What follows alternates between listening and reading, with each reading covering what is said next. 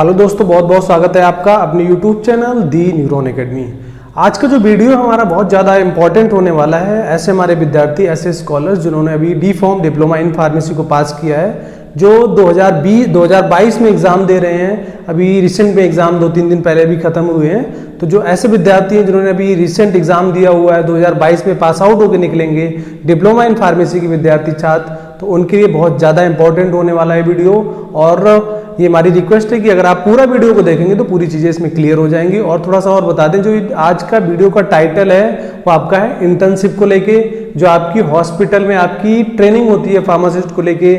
बहुत सारी क्वेरीज आ रही थी, बहुत सारे क्वेश्चंस आ रहे थे कि चलता है या फिर कितने दिन आपका इंटर्नशिप चलता है, क्या प्रोसीजर्स होते हैं, कैसे हम सीएससी में जाएंगे, पीएससी में जाएंगे, सीएमओ से कैसे कम्युनिकेशन करना है हमें, अगर हॉस्पिटल में जाएंगे तो हम क्या सीखेंगे। तो पूरी चीज़ों को हम थोड़ा आप कंक्लूजन में बताएंगे। बहुत छोटा सा वीडियो है, बहुत डिटेल में आपको नहीं देखना है, तो एग्जैक्टली चीजें समझ में आ जाएंगी कि जो डिप्लोमा इन फार्मेसी में इंटर्नशिप होती है, हॉस्पिटल ट्रेनिंग होती है, उसका मतलब क्या है और हमें कैसे हॉस्पिटल तक पहुंचना है। बहुत बहुत स्वागत है दोस्तों जुड़ने के लिए। पहली बात तो आप ये देख लीजिए कि जो हमारा diploma in pharmacy D form है, उसमें हमें चाहिए 90 दिन की हॉस्पिटल ट्रेनिंग।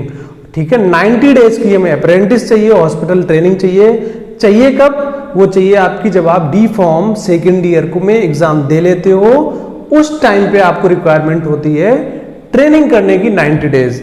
अब ये जरूरत क्यों पड़ी हमें ट्रेनिंग करने की? तो अल्टीमेटली जब आप फार्मासिस्ट बन जाओगे, जब आपका रजिस्ट्रेशन हो जाएगा फार्मेसी काउंसिल ऑफ इंडिया, जो आपकी स्टेट पीसीआई है, तो कहीं नहीं कहीं आप कहीं मेडिकल स्टोर खोलोगे, रिटेल में काम करोगे या किसी हॉस्पिटल के डिस्पेंसिंग में काम करोगे, तो वो चीजें आपको वहां पे जानने के लिए, आपको जागरूक करने के लिए, आपकी स्किल्स को इम्प्रूव करने के लिए। और इसके अलावा सबसे एसेंशियल है, अगर आप 90 डेज की ट्रेनिंग नहीं करते हो, अगर आपके पास 90 डेज की ट्रेनिंग का सर्टिफिकेट नहीं है, तो आपको फार्मेसी काउंसिल ऑफ इंडिया जो स्टेट की अपने लखनऊ में है, अगर यूपी से हो तो लखनऊ में है, तो वहां पे आपका रजिस्ट्रेशन नहीं होगा और आप रजिस्टर्ड फार्मासिस्ट नहीं बन सकते हो। तो जो हॉस्पिटल ट्रेनिंग का केस है, बहुत ही क्रूशियल मेजर रोल प्ले करता है in field of D pharm diploma in pharmacy students. अब देखो, सबसे बड़ा क्वेश्चन आता है कि हम कैसे जाएंगे हॉस्पिटल तक। सबसे बड़ी बात होती है, जैसे आपने एग्जाम दे दिया है डी फॉर्म सेकेंड ईयर का, सब चीजें हो गई हैं, आपका माइंड रिलैक्स हो गया है, अब आपको अपनी जो हॉस्पिटल ट्रेनिंग है उसके बारे में सोचना है। तो सिंपल सा फंडा है, जिस आप स्कूल में, जिस कॉलेज में पढ़ते हो, आप उस कॉलेज में जाइए और कॉलेज में जाने के बाद आप बोलिए वहाँ के डायरेक्टर से, वहाँ के एचओडी से, अपने प्रिंसिपल से, अपने सब्जेक्ट टीचर से कि सर हमें हॉस्पिटल ट्रेनिंग करनी है, हमें क्या करना पड़ेगा उसके लिए। तो वहाँ से आपको एक मिलेगा बोनाफाइड लेटर। बोनाफाइड लेटर में आपको बता दिया जाएगा ये हमारे यहाँ का स्टूडेंट है और आप इसको हॉस्पिटल ट्रेनिंग के लिए आप परमिशन दे दीजिए। तो बोनाफाइड लेटर आपको कॉलेज से इशू होगा, आप डायरेक्टली जाइए, फ्री ऑफ कॉस्ट आपको बोनाफाइड लेटर वहां से मिलेगा। और उसके अलावा आपको एक फॉर्म और मिलेगा। जो बोनाफाइड लेटर की बात करें तो हमारे पास ये है, हमारे पास, ठीक है, अगर हम कैमरा एक्चुअली फोटो आ रहा है कैमरे में, ठीक है, तो अगर आप इसको देखोगे तो बोनाफाइड लेटर है और बोनाफाइड लेटर में आपका नाम लिख दिया जाएगा और आपको परमिशन दी जाएगी। इसके अलावा हमारे पास फॉर्म एक है जिसको बोलते हैं अपेंडेक्स ई। अपेंडेक्स ई ये फॉर्म है, हम अपलोड कर देंगे, या फिर हमारा जो चैनल है, एक व्हाट्सएप ग्रुप है, उस पर भी हम शेयर कर देंगे, ठीक है। तो हमारा अपेंडेक्स ई फॉर्म होता है इंस्टीट्यूट कॉपी, ठीक है। इसमें बहुत सारे सेक्शन ए हैं, section 1, section 2, section 3, section 4, section 5, ठीक है। तो उसमें पूरा डिटेल होता है। और ये जो आपका पूरा एप्लीकेशन है, पूरा डॉक्यूमेंट है, इसमें रजिस्टर्ड फार्मासिस्ट, इसमें लिखा हुआ है एक ऑप्शन, स्टूडेंट फार्मासिस्ट का एक ऑप्शन भी दिया हुआ है जिसपे आपके साइन होते हैं, ठीक है। और देखो, हमें केवल 2 चीजें लेनी है कॉलेज से। क्या लेना है? एक तो हमें लेना है बोनाफाइड, ठीक है, बोनाफाइड लेटर मिलेगा, और दूसरा मिलेगा हमारा अपेंडेक्स ई जिसको बोलते हैं, इसमें लिखा हुआ है practical training contract form for pharmacist only institute copy. Institute provide करेगा, जो हमारा स्टूडेंट होगा, स्कॉलर होगा डिप्लोमा को, उसको देगा हमारा इंस्टीट्यूट, ठीक है।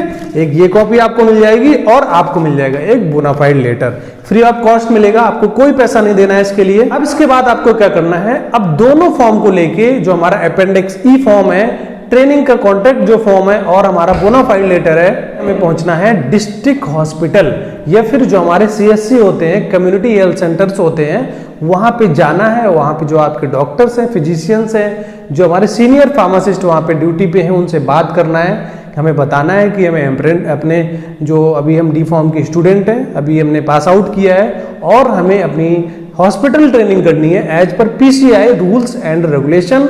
अगर हम ये ट्रेनिंग नहीं करेंगे तो हमारा पीसीआई में रजिस्ट्रेशन नहीं होगा। हाँ, अगर वहाँ पे कोई उनके सीट खाली है, वहाँ पे कोई ओपनिंग है, वहाँ पे रखने की रिक्वायरमेंट है, तो आपको सीएससी वाले डायरेक्ट रख लेंगे और जो आपका डिस्ट्रिक्ट हॉस्पिटल है वो डायरेक्ट आपको इनवाइट कर देंगे। ठीक है, आप कल से आ जाइए और आपको ये फॉर्म मिल जाएगा। जैसे ही आपके 90 दिन पूरे हो जाएंगे, वहां से आपको मिल जाएगा एक सर्टिफिकेट। जो हॉस्पिटल से सर्टिफिकेट प्रोवाइड कराया जाएगा वही आपको देना होगा फार्मेसी काउंसिल ऑफ इंडिया, जो हमारी स्टेट की काउंसिल होती है, वहां पे जमा कर दोगे आप। जब तक आपके पास हॉस्पिटल फार्मासिस्ट का जो ट्रेनिंग का सर्टिफिकेट नहीं होगा, तब तक आप किसी भी कीमत पे स्टेट काउंसिल में आप रजिस्ट्रेशन नहीं करा पाओगे। इसलिए बहुत इंपॉर्टेंट है, आपको ट्रेनिंग करनी ही पड़ेगी। ये क्रूशियल है ओनली डी फॉर्म के केस में। अगर आप बी फॉर्म के स्टूडेंट हो या फिर फॉर्म डी के हो, फॉर्म डी का भी केस अलग है, फॉर्म डी के केस में भी आपको देना पड़ेगा, बट बी फॉर्म का केस अलग है। बी फॉर्म में जो आपकी हॉस्पिटल ट्रेनिंग हो रही है या फिर इंडस्ट्रियल ट्रेनिंग हो रही है, उसमें कंपल्सन नहीं है कि आपको ड्यूरिंग पीसीआई रजिस्ट्रेशन कि आपको वो सर्टिफिकेट वहां पे लगाना पड़े। तो ये कंपल्सन आपका फॉर्म डी और in case of D form के लिए है कि आपको देना ही पड़ेगा। उसके बिना आपका पीसीआई में, स्टेट पीसीआई में रजिस्ट्रेशन नहीं होगा। ठीक है, आप सीएससी पहुंच गए, डिस्ट्रिक्ट हॉस्पिटल पहुंच गए और आपने अपनी कंडीशंस बताई कि हम स्टूडेंट हैं और हमें हॉस्पिटल ट्रेनिंग के लिए आप थोड़ा सा परमिशन दे दीजिए, परमिट कर दीजिए, जिससे हम थोड़ा यहाँ पे सीख लें और हमें आफ्टर 90 डेज आपको वहां से एक सर्टिफिकेट मिल जाएगा जो आपके फार्मेसी काउंसिल ऑफ रजिस्ट्रेशन के लिए एप्लीकेबल होगा। ठीक है भाई, बात यहां तक नहीं बनती है। आप सीएससी पहुंच गए गवर्नमेंट ऑफ, एक चीज और है, जो भी डिप्लोमा के आपका जो ट्रेनिंग होगी वो केवल आपके हॉस्पिटल सेंट्रल या फिर स्टेट गवर्नमेंट के होने चाहिए। गवर्नमेंट वो आपका क्लिनिक या हॉस्पिटल्स होने चाहिए, वहीं पे आपकी ट्रेनिंग होगी और वही पीसीआई मानेगा। क्योंकि पीसीआई के नोटिस में बिल्कुल स्पष्ट लिखा हुआ है जो आपकी ट्रेनिंग होनी है वो state government oblique central government के जो हमारे हॉस्पिटल्स हैं उन्हीं के सुपरविजन में आपकी होगी। तो आपको ये भी ध्यान रखना है। और अगर आप यूपी को स्पेशली तो आपको ये फॉलो करना है, क्योंकि सम स्टेट में क्या है वो लोग लिखे हुए हैं वहां पे कि आपको आप प्राइवेट से भी कर सकते हो। लाइक अभी कुछ एग्जांपल हमें मिले थे देखने के लिए, कुछ दिल्ली के स्टूडेंट थे, उन्होंने प्राइवेट हॉस्पिटल से ट्रेनिंग की थी और उनका रजिस्ट्रेशन। ठीक है, but in case of UP, तो यूपी में आपको करना ही पड़ेगा गवर्नमेंट से। ठीक है, अब देखो बात यहां तक नहीं बनती है भाई, इंडिया है, रेफरेंस की रिक्वायरमेंट पड़ेगी, बहुत इंपॉर्टेंट है। आप सीएससी गए, आपको वहां से भगा दिया गया कि जाइए बेटा यहाँ पे ओपनिंग नहीं है, खाली नहीं है, आप बाहर जाके चाय पीजिए जाके। अब आप पहुंचे डिस्ट्रिक्ट हॉस्पिटल, सीनियर फार्मासिस्ट के पास गए, फिजिशियन के पास गए कि बोला कि सर रिक्वेस्ट की, सर ऐसा करिए, मुझे बहुत जरूरी है, अगर आपने ऐसा नहीं करोगे तो मेरा वहां पे रजिस्ट्रेशन रुक जाएगा। बट उन्हें कोई फर्क नहीं पड़ेगा उसका। अगर उनके पास वैकेंसी भी है समटाइम तो इग्नोर कर देते हैं, अगर वो नहीं जानते हैं आपको, तब भी प्रॉब्लम है। आप रिक्वेस्ट पे रिक्वेस्ट कर रहे हो, फिर भी सामने वाला नहीं सुनना है, तो फिर क्या करना है आपको? तो आपके पास एक सिंगल ऑप्शन बचता है कि आप जाइए सीएमओ के पास, जो आपका चीफ मेडिकल ऑफिसर है, वहां पे जाइए, उससे रिक्वेस्ट करिए और अपने फॉर्म को सबमिट कर दीजिए। सबमिट करने के बाद अब वो डिसाइड करेंगे कि आपको कहाँ भेजना है, कहाँ पे जगह खाली है, कहाँ पे सीट ओपनिंग है, वहां पे आपको भेज देंगे और आपकी ट्रेनिंग बिल्कुल इजीली तरीके से हो जाएगी।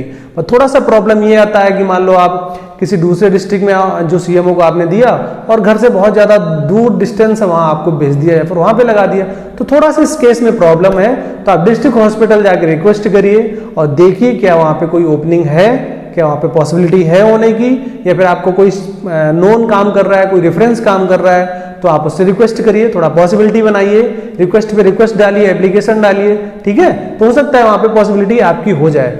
अदरवाइज अगर वो सीएमओ आपको अलॉट करेगा तो कोई पता नहीं होता है कहाँ पे अलॉट करे, आपके घर से कितना डिस्टेंस है, क्योंकि डिस्टेंस भी मैटर करता है कि घर से बच्चा जाएगा, सुबह जाएगा, शाम को पहुंचेगा, लंच चाहिए, डिनर चाहिए। अगर मान लो 50 किलोमीटर का डिस्टेंस हो गया तो पर डे ज्वाइन करना थोड़ा डिफिकल्ट हो जाएगा स्टूडेंट के लिए, बच्चे के लिए, और थोड़ा एक्सपेंसेस भी थोड़ा सा उसके तो ये आपके लिए ऑप्शंस हैं। आप अप्लाई करिए और अपनी बेस्ट अच्छे तरीके से स्किल्स को डेवलप करिए। जो वहाँ पे ड्रेसिंग हो रही है, कौन से रूट से इंजेक्शंस को दिए जा रहे हैं, डॉक्टर कैसे मेडिसिन प्रिस्क्राइब कर रहे हैं, कोई क्या प्रिस्क्रिप्शन एरर तो नहीं आ रहा है, या फिर आप डिस्पेंसिंग में बैठे हैं तो जेनिक में क्या अंतर है, ब्रांडेड में क्या अंतर है, हम कैसे पता करेंगे कि हमारा कौन सा मॉलिक्यूल जेनरिक है, ब्रांडेड है, ठीक है, मोनोपॉली में है, प्रोप्राइटरी नेम क्या है उसका, कौन सी मॉलिक्यूल्स की क्या एक्टिविटी आ रही है, क्या क्लिनिकल में क्या दिक्कतें आ रही है लोगों को, ठीक है।